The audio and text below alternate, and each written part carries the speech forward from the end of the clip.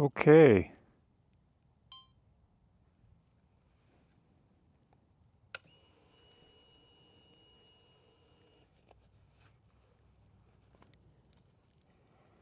Heading out on a very warm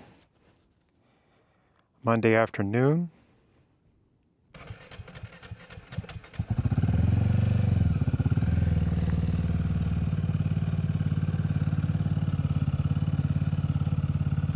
Getting a few miles of some scenery on the Himalayan. I was doing a project in the garage that on my truck that I thought would take maybe an hour, and of course it took 3 hours.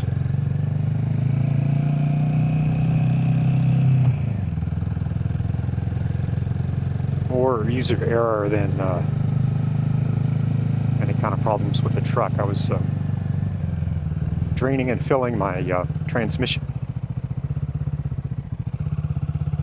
I have a 2020 Tundra, and Toyota's marketing department indicates that those are maintenance-free life.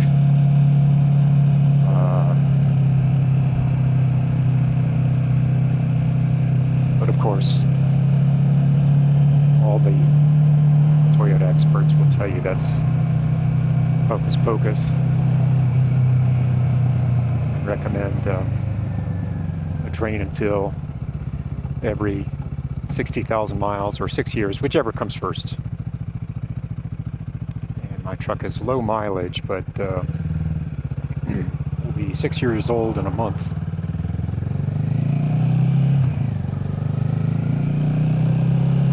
So I watched this fellow called the Car Care Nut, and he's a Toyota specialist and has his own shop in Illinois, Chicago area, I believe.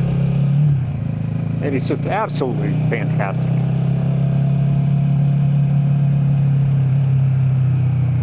So if you have a Toyota of any sort, whether truck or car, and really any year, you'll find almost something on his YouTube channel that will help you with the care and maintenance of your car.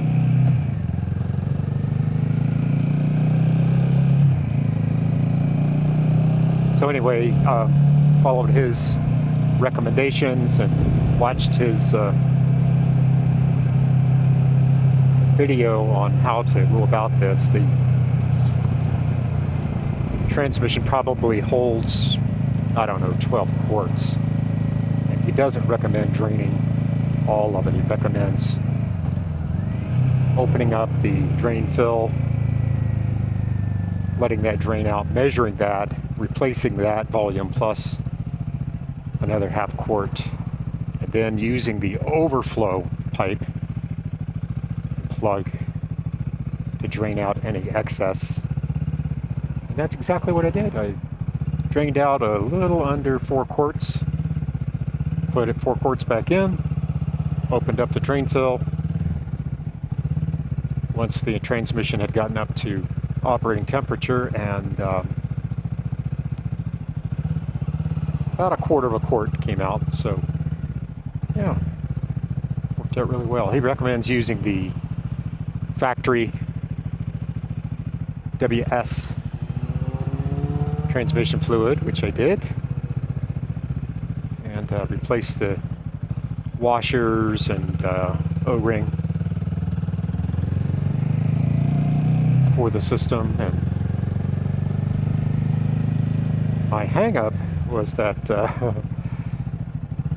I was using an OBD reader and wasn't using it correctly, so called up the folks who have some great support for that OBD reader, and they helped me out. They were able to jump online and look at what I was looking at and figured out pretty quickly what I had done wrong.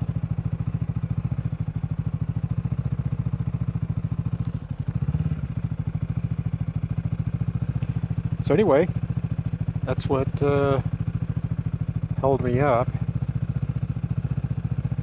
going on a ride a little bit earlier. Anyway, it's about 4 o'clock in the evening now. Just absolutely beautiful out. Not too hot. And fortunately, not very smoky.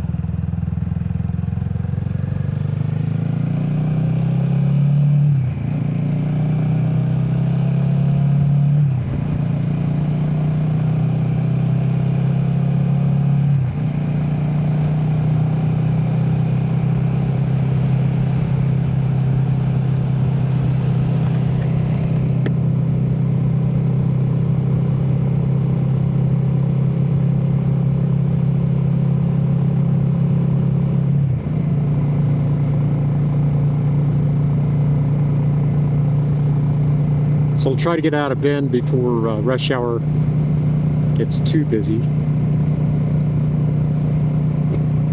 Have to endure a bit of it here as I leave town heading north.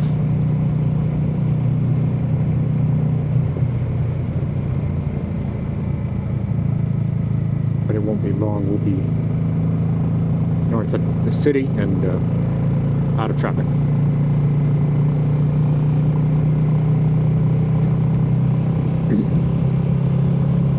So yeah, I've been doing lots of servicing on the truck.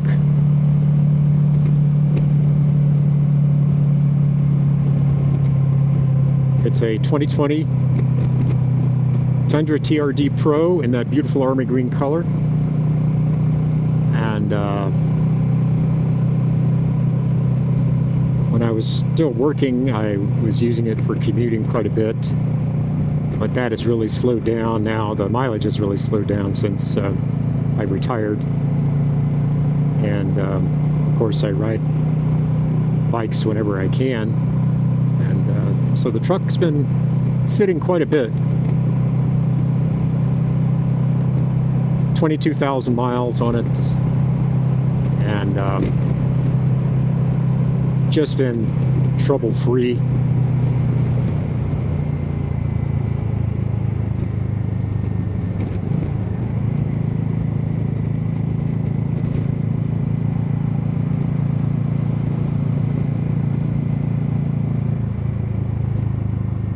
So a couple of weeks ago I changed the oil,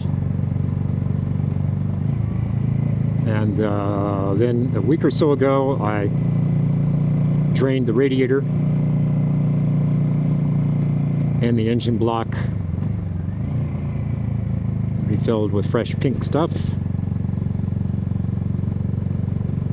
As I mentioned, the transmission drain and fill today. And next on my list of things to do is to drain and refill the crankcase as well as the front and rear differentials, and then should be good to go.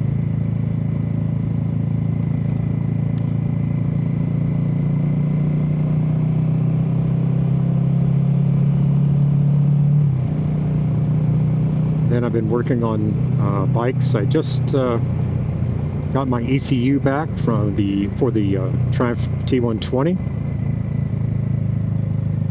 If you've ridden one of these bikes, the modern version,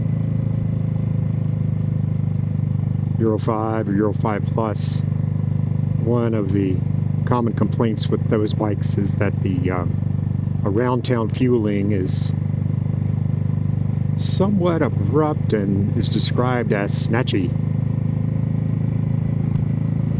And I would tend to agree with that.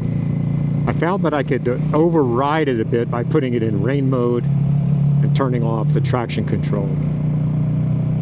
But unfortunately, what happens with that bike, every time you shut it off, it reverts back to road mode as well as the traction control back on. So anyway, I found a business in Fredericksburg, Maryland, and they specialize in Triumphs. And got in touch with them and explained to them what I was experiencing and what I was hoping for in terms of manners and behavior with the bike.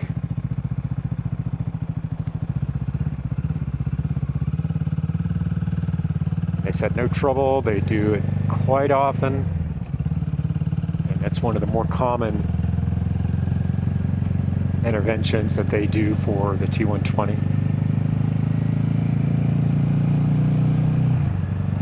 Got it back on Saturday. Took 5 minutes to reconnect. Took it out for a test run and voila. What I didn't expect was the performance improvements throughout the rev range. And I mean, it really opened it up. My goodness. It seemed like the power output across the rev range increased by 20%, maybe? I don't know. That was just my seat of the pants dynamometer. Nonetheless, much improved. And I wasn't that worried about the top end, to be honest with you. My riding style is not one that where I'm pinning the throttle. But it, like anybody else, it doesn't hurt to get the most performance out of your bike as long as it doesn't compromise round town manners. And that's what I was telling the tuner, that I didn't really care that much if they increased the top end power, but I just wanted better rideability around town.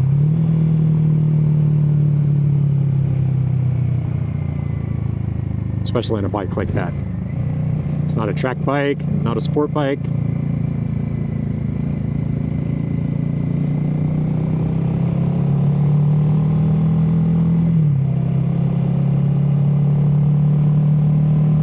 I mean, I find this bike really rewarding to ride, and it's 40 horsepower. As you can probably tell, I'm on the 2026 Royal Enfield Himalayan. And this bike, I bought it in April, and it's got just shy of 4,900 miles. So the 6,000 mile service interval will be the one that is a little bit bigger, with a valve clearance check and adjustment if needed. And this is not the old Himalayan with the screw and nut type adjusters. This is the shim under bucket system. And single cylinder but 4 valves and 2 cams. So a little bit more involved. I am motivated to give it a go.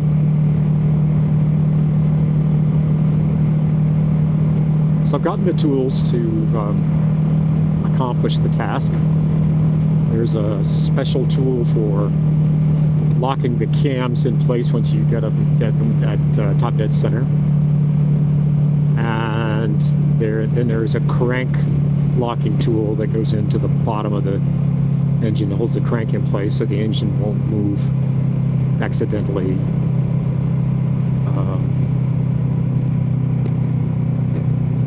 And I've got both a straight feeler gauge set and an angled feeler gauge set. And it looks like I'll be using the angled set for this task.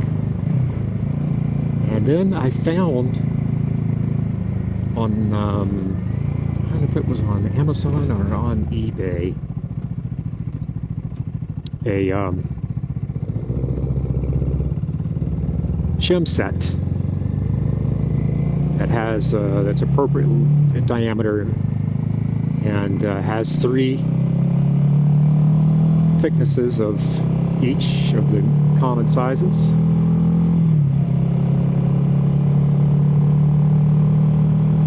So from what I've heard, the exhaust valves are prone to tightening up, mostly, as you might expect, because of the heat, greater heat involved. Is my understanding. What I've heard. So that'll probably be getting done sometime in the next month. I'm actually looking forward to it.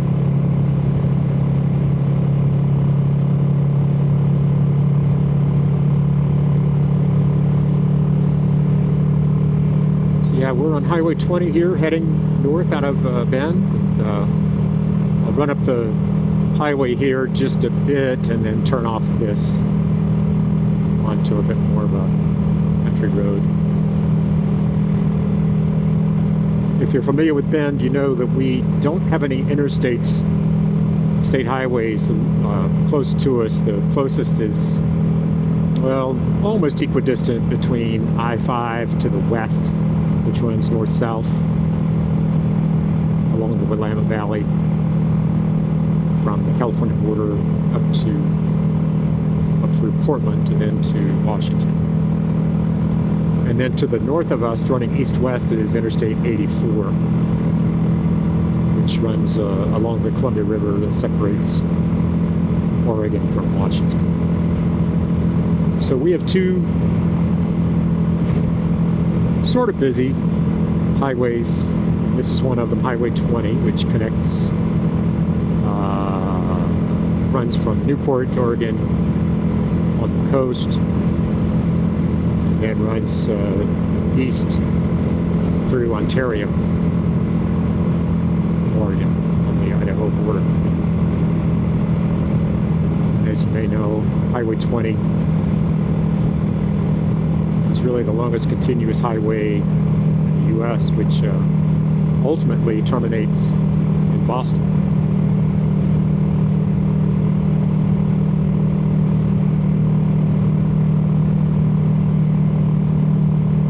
You may be able to hear that little bit of induction roar when I'm on the throttle. Put in a DNA air filter stage 2 in the system a month or so ago, and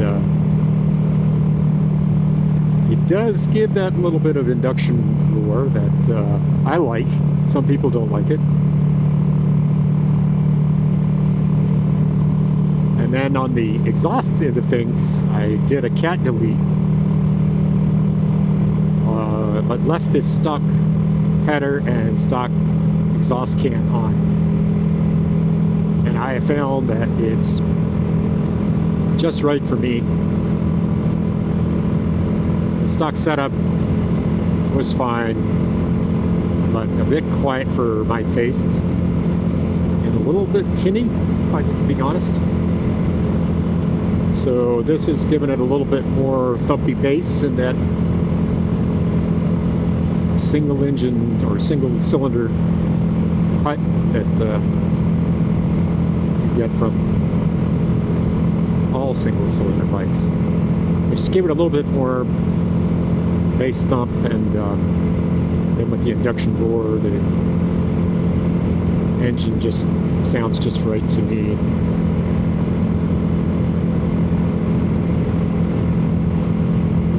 And whether, again, maybe it's just a placebo effect, I don't know, but I think the bike is performing better than ever. It's got so much more get up and go down low, especially compared to when it was new. And of course, I know some of that is the engine breaking in. But it just seems like with the cat delete and this DNA filter, it's just given the bike a lot more juice down in that lower RPM range, especially as you're going through the gears first, second, and third. I just can't get over how much better it feels. Again, not a performance bike, of course, but hey, every little bit helps.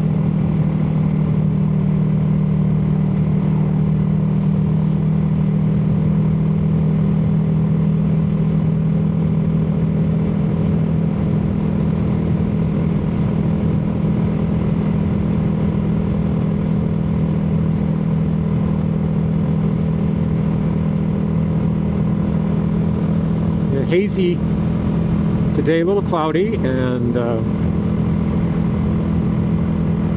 I'm filming this on August the 17th, I believe. 16th or 17th, whatever today is. And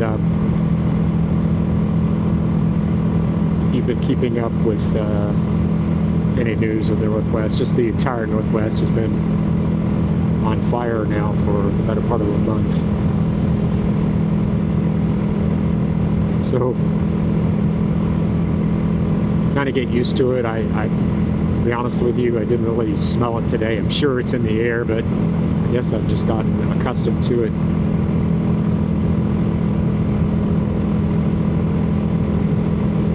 But you can see the haze for sure on the mountains usually this time of day. The Black Butte is right ahead of us, so you'll be able to see clearly a lot of definition.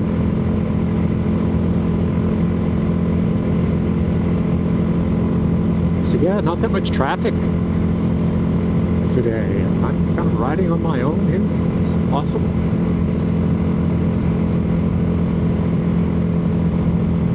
Alright. So here's my turn onto a funny sounding road name called Fry Rear Road.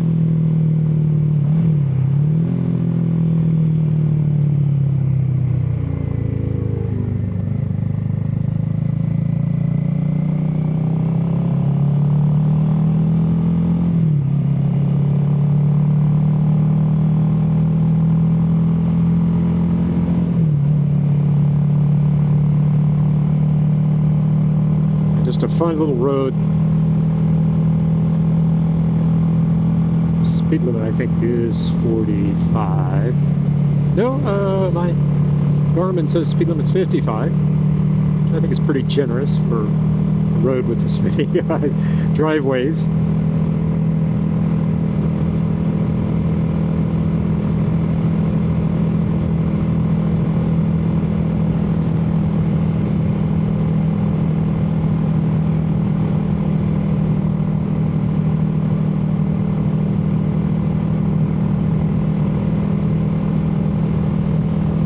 First little section somewhat straight, and then we'll get some nice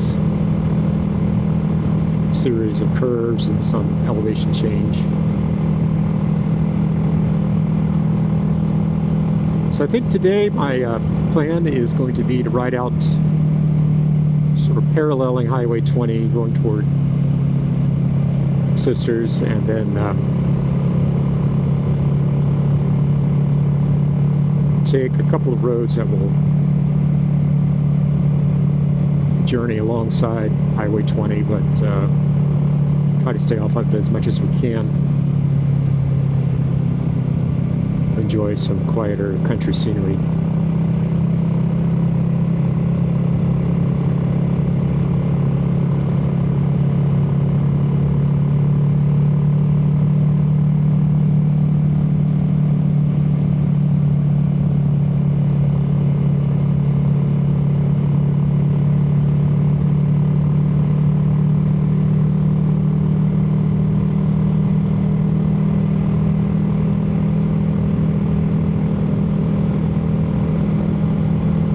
So this bike fits nicely in my garage next to some other bikes that I own. I purchased this because I really wanted a bike that I could travel on and be a bit adventurous if the circumstances presented, and to be able to pack luggage and sleeping gear and camping gear, cooking gear, whatnot on board. Have it still be comfortable, and dang it, take it across country. Why not? A lot of people are somewhat surprised that I would want to buy a 450 single in order to do that, but I gotta say, this bike is surprisingly comfortable. It's a full-size motorcycle, no doubt, in terms of its length, its width, its height, its weight. The suspension is fairly basic, but very, very good and very adaptable to carrying luggage weight and gear.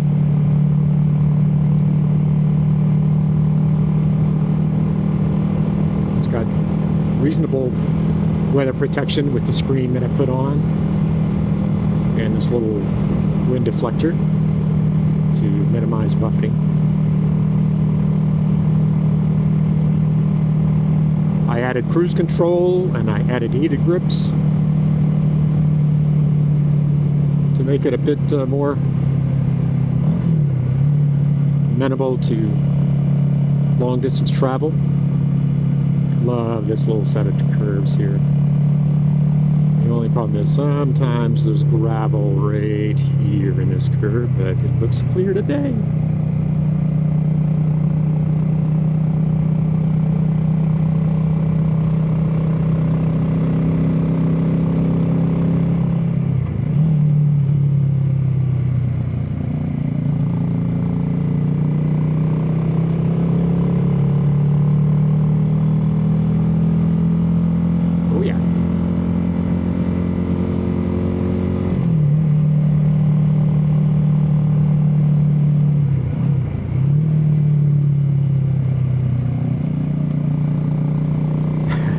She's no sport bike, but still fun.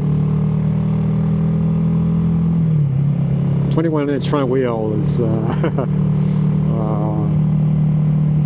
not always sport bike friendly, or curve friendly, I should say.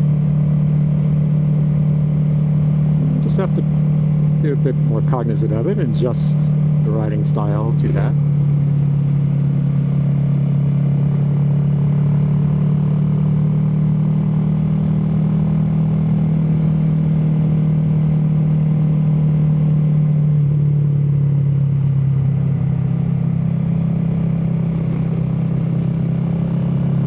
Have we even passed a car since we got on this road? I don't think so. Quiet. Monday, late afternoon, early evening, maybe you want to call it. Okay, my fuel light came on, so that's going to adjust my plans a little bit. Let's see. 207 miles. Easily go 250.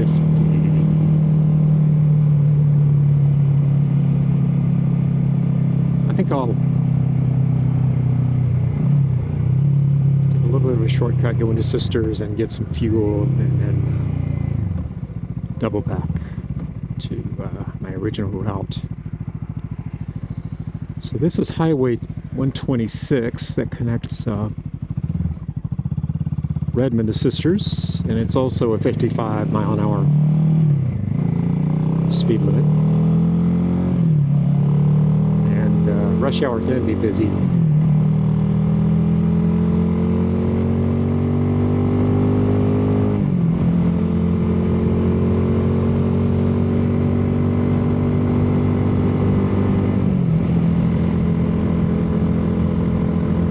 My good friend Dan, who has that wonderful Bugmoto channel on YouTube, and if you've seen him on Instagram, just a great guy. And he also has a Himalayan that I'm sure if you've watched his videos, you're well aware of.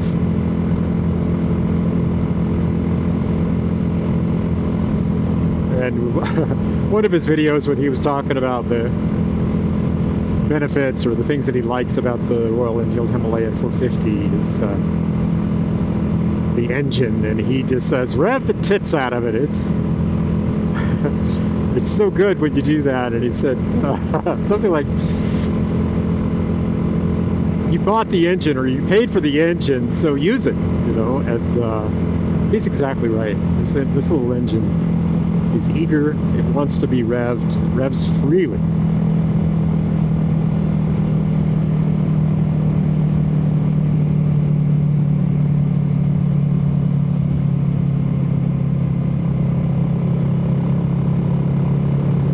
Yeah, especially between about 4,500 and 7,500 RPM. This thing is the engine just sings and it opens up and goes.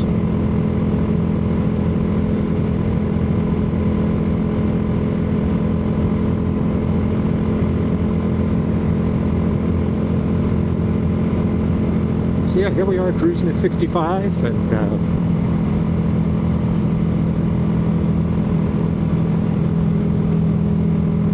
the engine just above 5,000 RPM at speed.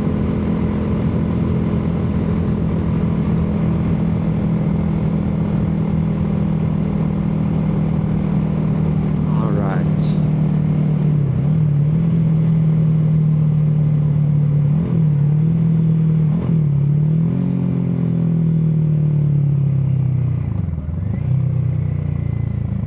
So we're turning on to Camp Polk Road, which is another quiet little road. That's Aspen Lakes Golf Course there. Beautiful.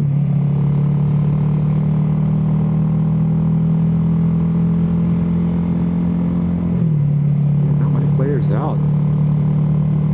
What am I missing today? Where is everyone? I'm not disappointed, believe me. Anytime I can get out on the bike ride and feel like I have the road to myself. No, maybe it's the dinner hour, so everybody's heading in for dinner.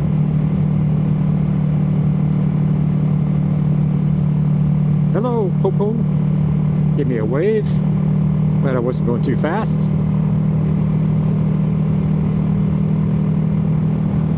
Like he was enjoying the nice weather too. He had his window down.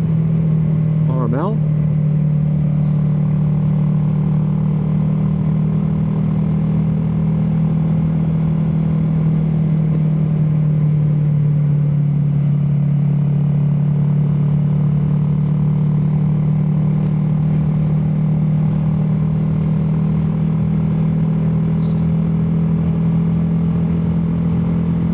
I hope the sound is good today. I'm experimenting with my sound once again. Got one of the mics in my helmet and the other mic in one of my pan-ears.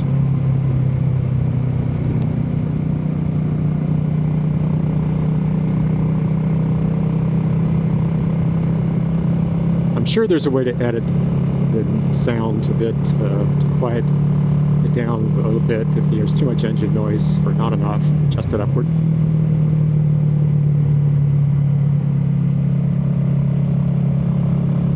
But I'm a definite beginner making videos, so I'm not quite knowledgeable yet in order to be able to do that.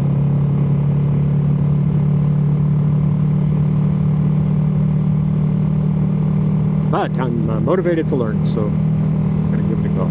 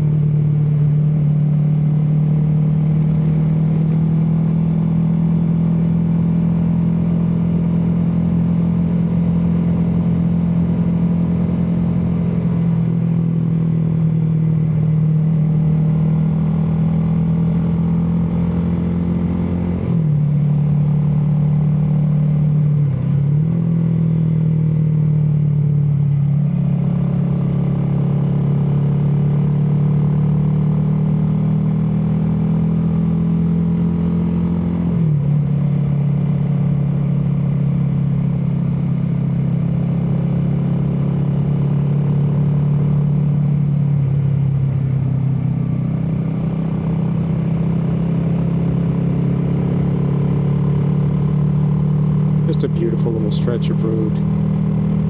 Love this area.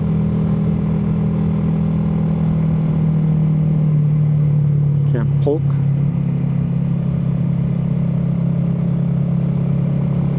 Just east of Sisters.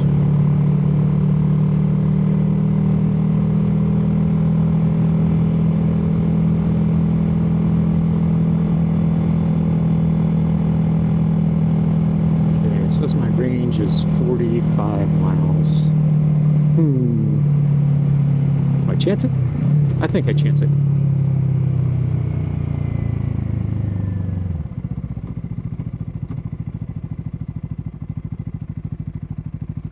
Or do I?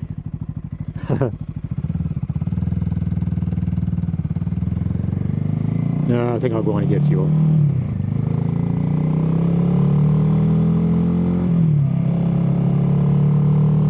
It's the old saying, don't pass up a chance to get gas when you're uncertain about your range.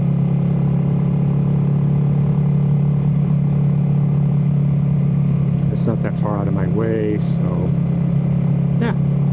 I'll just run into Sisters. About a 10-mile detour from the original plan.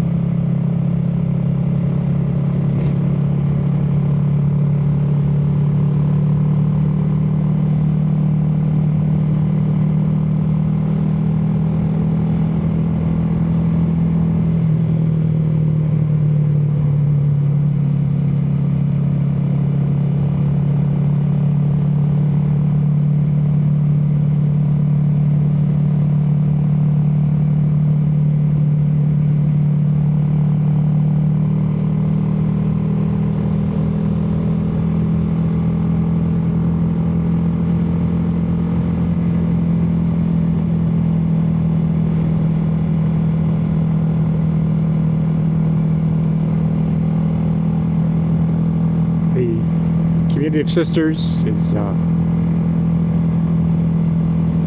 little bit deceiving. It doesn't have a very large population, but very spread out. And as you can see from some of these properties, fairly large properties, a lot of horse properties.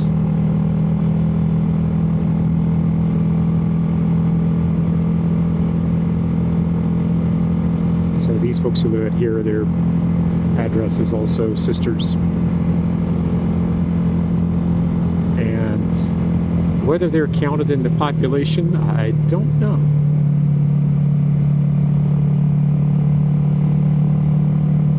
But we're approaching the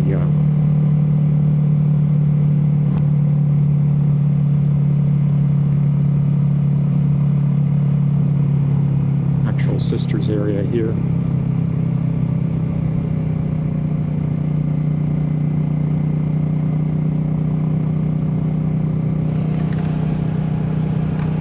That's windy, so I'm slow on getting a little more.